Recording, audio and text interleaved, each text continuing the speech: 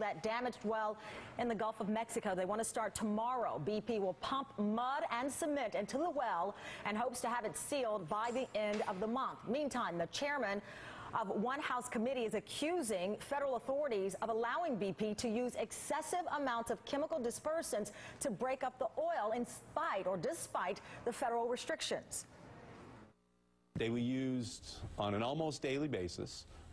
They were used, even though the EPA said that they should be used rarely, not on a daily basis. And my concern is that they were used in greater quantities than even the government indicated that BP should be permitted to use them.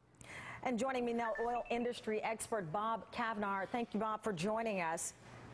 Happy to be here. I got to tell you, a lot of people are surprised by this because early on we heard that the EPA, there were great concerns about the amount of dispersants used, that there had not been enough research out there even after the Valdez disaster about what this can do to the environment. And here we are learning that the Coast Guard allowed BP to use almost every time it requested.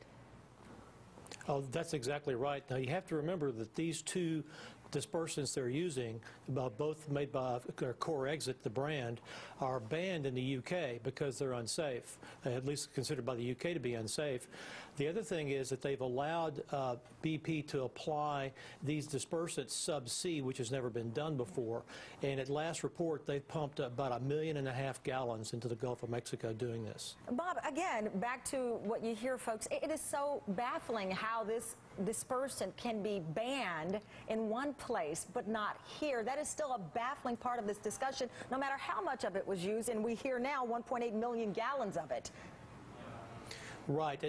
The argument that BP made was that there wasn't enough of anything else, so they had to use this.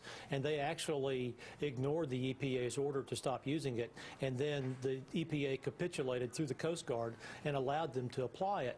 The biggest problem that I think of with this is we don't know what the damage is sub-sea that's being done because this oil is going into the food chain now. Yeah, and you heard the reports. It was a big talk last week that maybe the oil had broken up and we're not seeing as much of it wash ashore, forgetting that the amount of dispersant that was used could have certainly broken it up into microscopic portions, but still be hazardous. Yeah, I can assure you that the oil has not disappeared. It may not be on the surface where you can see it, but this well could have produced easily 4.5, 5 million barrels, and they've only recovered just a small portion of that. All right, well, they're focusing on that static kill, and they may eventually kill this well, hopefully very soon, but the problems we'll be talking about for a very long time. Bob Cavnar, thank you so much for your time today. Developing now within the past hour, 2 people have been rescued from the